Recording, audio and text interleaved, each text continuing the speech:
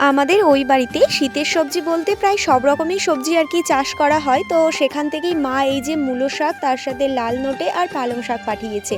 তো বাপি গিয়ে নিয়ে এসেছে বিকেলবেলাতে। এখন ঘড়িতে বাজে ঠিক সন্ধে ওই 6:30 মতো। তো কালকের সকালে যে কি রান্নাবান্না হবে, তো তারই জন্য আমি সমস্ত কিছু গুছিয়ে একেবারে রেডি করে রেখেছি। সকালবেলায় ঘুম থেকে না এই শীতের সময় একেবারেই তাড়াতাড়ি ওঠা যায় না। তো এইগুলো গুছিয়ে রাখলে পরে না একটু দেরি করে ঘুম থেকে উঠে রান্না বসিয়ে দিলে তেমন একটা কোনো প্রবলেমই হয় না। তো সেজন্য করে আমি গুছিয়েই রাখি। আর বিকেলবেলাতে এই যে পেঁপে কাটা হয়েছিল, আমরা সবাই খেয়েছি, বাট ও এখনও খায়নি, ওর জন্য রেখেছি, ওই রাতের বেলায় আর খাবে না।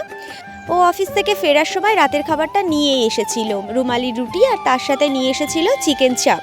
তো এটাই হচ্ছে আমাদের আজকের রাতের ডিনার। আর মা ওই যে শাকগুলো পাঠিয়েছিল সেইগুলো তো ফ্রিজের মধ্যে রাখলেও খারাপ হয়ে যাবে, এমনি রাখলেও শুকিয়ে যাবে, সেজন্য এই যে কুয়াশার মধ্যে ছাদের উপর রাত্রেবেলা রেখে দিলাম, কালকে সকালে লাবিয়ে নেব।